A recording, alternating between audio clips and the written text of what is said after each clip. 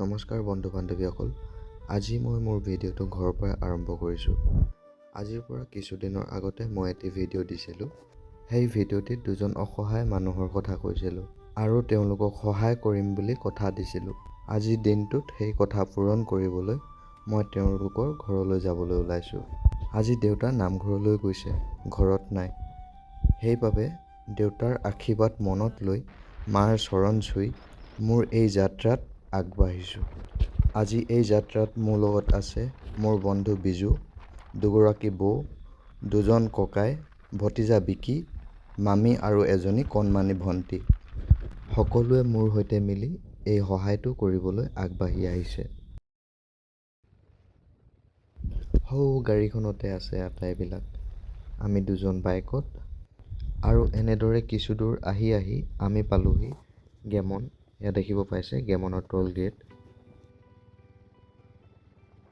গেমনৰ টোল gate পাৰ হৈ কিছুদূৰ অহাৰ পাছত চাওকচোন কি সুন্দৰ পৰিৱেশ।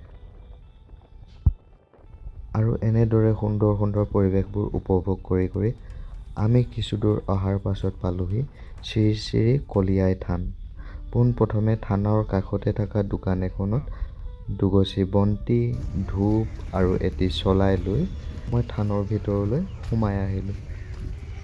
থানৰ ভিতৰলৈ মই অকলেহে সোমাই আহিছোঁ। বাকীবিলাক লগত নাহিল। কেমেৰা ধৰিবলৈ বা কৰিবলৈ কোনো নাই, মই নিজে কৰিলোঁ। চাওকচোন কি সুন্দৰকৈ ফুলবিলাক ফুলি আছে। এয়া কিন্তু কোনো পাৰ্ক বা কিবা নহয়, এয়া থানৰ ভিতৰতে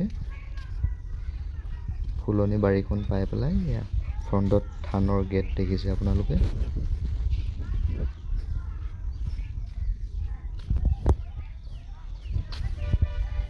মই পোনপ্ৰথমে থান পোৱাৰ আগতে গেটৰ মুখতে চেণ্ডেলযোৰ খুলি লৈ ভিতৰলৈ সোমাই আহিলোঁ। যিহেতু নেকি থানত চাকি বন্তি জ্বলাবলৈ মই অকলে আহিছোঁ, মোৰ ভিডিঅ' কৰাত অলপ অসুবিধা হ'ল। চাকি বন্তি জ্বলাই ভগৱানৰ আশীৰ্বাদ লৈ মই ওলাই আহিলোঁ। আহি গেটৰ মুখত ২-৩ কপিমান ফটো উঠিলোঁ। ফটো উঠি হোৱাৰ পাছত কলিয়াই থানৰ সন্মুখত মানে এইখিনিত মই আছোঁ আৰু সৌখন থান আৰু তাৰে সন্মুখত এইটো পিকনিক প্লেচ। এয়া ভতিজা বিকি, তাৰপিছত এজন বন্ধু বিজু, এজন দাদা আৰু এজন ভাইটি, ইয়াৰে লোকেল হয়। আৰু মামী, বৌ আটাইবিলাক দোকান গৈছে। চাওকচোন কি সুন্দৰ পৰিৱেশ। দাদা বৌহঁতে দোকানৰ পৰা কিবা এটা আনিব গৈছে। সেই চেগতে আমি ভাবিলোঁ অকণ ফুৰি আহোঁ। চাওকচোন কি সুন্দৰ পৰিৱেশ। কিছু সময় ঘূৰি ফুৰি ভাগৰ লাগাত আমি কেইকপিমান ফটো উঠিলোঁ। ফটো উঠি শেষ হোৱাৰ পাছত আমি সকলোৱে বহিলোঁ এসাঁজ একেলগে খাওঁ বুলি।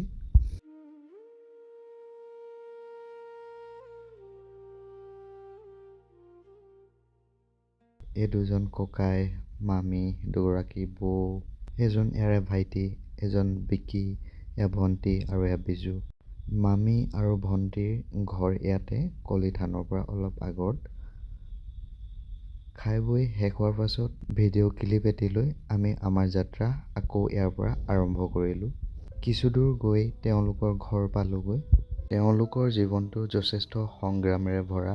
দুখ কষ্ট থাকিলেও তেওঁলোকৰ চকুত আশাৰ পোহৰ আছিল। সেই আশাই মোক গভীৰভাৱে ভাবিবলৈ বাধ্য কৰিলে।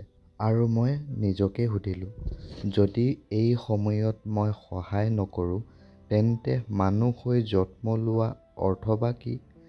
কাৰণ মানৱীয়তা মানে কেৱল কথা কোৱা নহয়, কাম কৰাটোও প্ৰয়োজন। মই মোৰ যিমান সামৰ্থ্য আছিল সিমানেই তেওঁলোকক সহায় কৰিবলৈ চেষ্টা কৰিলোঁ। সহায় মানে কেৱল টকা দিয়াই নহয়, মই তেওঁলোকক অলপ সময় দিলোঁ, মৰমেৰে দুটা কথা ক'লোঁ আৰু এইটো অনুভৱ কৰালোঁ তেওঁলোক এই পৃথিৱীত অকলশৰীয়া নহয়। শক্তি পোৱা যায় আৰু ইয়াৰ পৰা শক্তি পোৱা যায়। ভৰিকেইটা হাত দুখন 4টা বস্তুৰ শক্তি পোৱা যায়। বন্ধুসকল, সহায় কৰিবলৈ ধনী হ'ব লাগিব বুলি কোনো নিয়ম নাই। সহায় কৰিবলৈ হ'লে হৃদয় আৰু মন শুদ্ধ হ'লেই যথেষ্ট। যদি মোৰ এই সৰু প্ৰচেষ্টাই কাৰোবাৰ মুখত এটি হাঁহি আনিছে, তেন্তে সেয়া মোৰ জীৱনৰ আটাইতকৈ ডাঙৰ উপাৰ্জন।